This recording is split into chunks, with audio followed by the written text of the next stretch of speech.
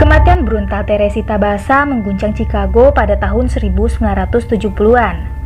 Wanita berusia 47 tahun itu ditemukan telanjang di apartemennya, dalam keadaan diikat di kasur dan ditusuk di dada dengan pisau stik yang masih menancap di dirinya. Kemudian siapapun yang melakukan ini padanya juga membakarnya. Selain perhiasan yang hilang, tidak ada motif yang ditemukan.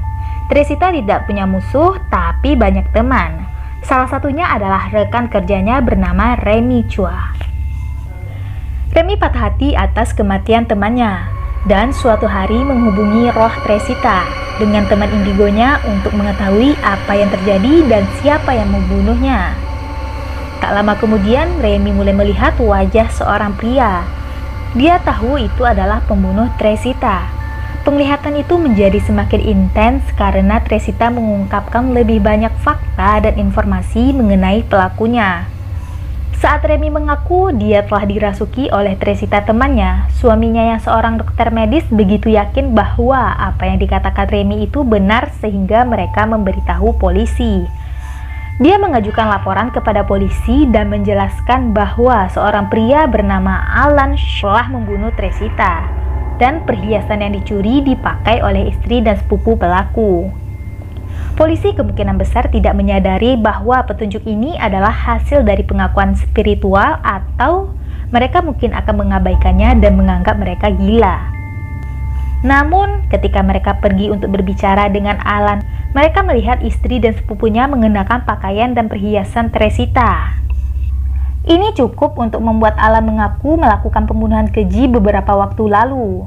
Meski ada banyak misteri seputar kasus ini, satu hal yang pasti, jika hal gaib di dunia nyata ini nyata, maka roh Teresita akhirnya pergi dengan damai.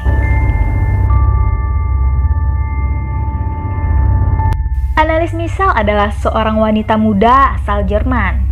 Sama seperti film The Exorcism of the Emily Rose, ketika Annelies menolak untuk mendekati gambar Yesus dan melihat wajah iblis di mana-mana, penduduk setempat yakin bahwa dia kerasukan.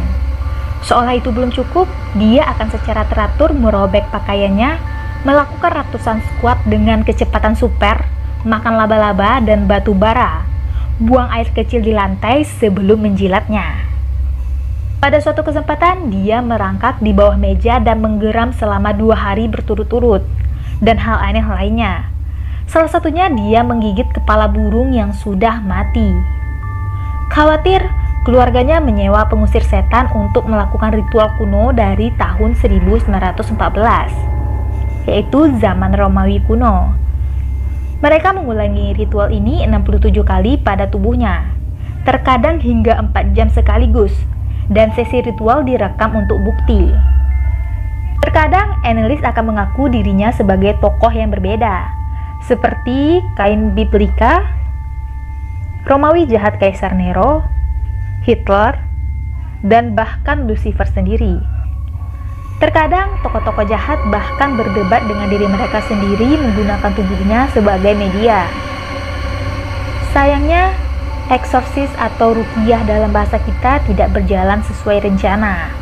Alih-alih mengeluarkan iblis dari tubuhnya, pada tahun 1976, gadis muda itu meninggal pada usia 23 tahun.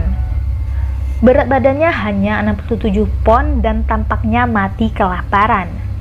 Orang tuanya mengatakan bahwa dia menolak makan untuk menebus dosa orang lain. Tapi yang lain percaya bahwa tubuhnya tidak dapat bertahan dari kerasukan dan binasa. Orang tuanya dan pendeta semuanya dinyatakan bersalah atas pembunuhan karena lalai dalam merawat dan tak bertanggung jawab. Mereka menjalani masa tahanan 6 bulan penjara. Jika kasus terkenal ini bisa dipercaya, maka ini adalah pertama kalinya suara setan terdengar seperti rekaman berikut.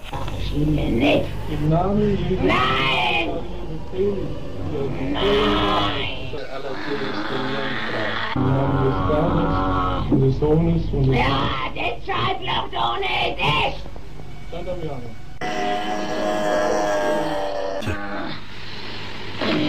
Ja, das ist Familie. Ihr könnt's auch nicht machen.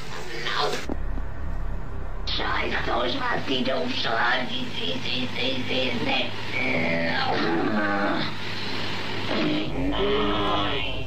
Sieht Drecksau, sie verflucht! Das ist unsere bei uns grausam ist. Grausam! Sie Drecksau, sie verfluchten!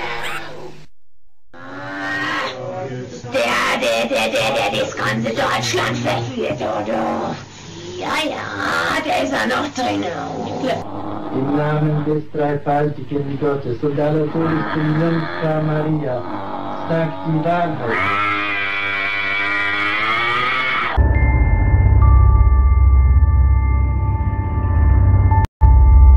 Tidak ada yang mengetahui apa yang terlintas di dalam pikiran Elisa pada saat itu. Dan banyak orang yang mulai menebak-nebak apa yang terjadi sebenarnya. Elisa Lam menginap di The Cecil Hotel ketika pada hari ketiga di sana rekaman lift tertangkap. Dia mungkin terlibat dalam apa yang bisa menjadi salah satu pertemuan paranormal yang paling menyeramkan yang pernah tercatat. Elisa memasuki lift secara normal pada awalnya, hanya untuk memulai menekan hampir setiap tombol di sisi kiri. Kemudian dia dengan cepat melihat keluar lift dan melihat sisi kiri dan kanan lorong hotel, seolah-olah dia sedang dibuntuti oleh sesuatu. Bersembunyi di sudut lift dan memeriksa lagi. Dia masuk dan keluar lift beberapa kali dengan bingung. Kemudian mulai berbicara dengan seseorang yang tak terlihat. Selama semua ini terjadi, lift tidak merespon penekanan tombolnya. Dan pintu tetap terbuka lebar bahkan ketika dia menekan semua tombol dengan tergesa-gesa. Pintu lift tetap tidak bisa menutup. Hanya ketika Elisa pergi, pintu terbuka dan tertutup secara mendadak. Kemudian Elisa ditemukan tewas tak lama kemudian entah bagaimana.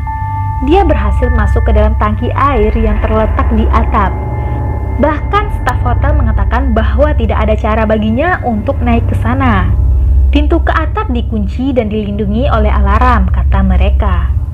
Mereka juga mengatakan bahwa Elisa dipindahkan ke ruangan lain setelah teman sekamarnya mengamati keanehan dari perilaku Elisa dan tidak lagi merasa aman di sekitarnya. Menurut Anda, apa yang sedang dilihat oleh Elisa?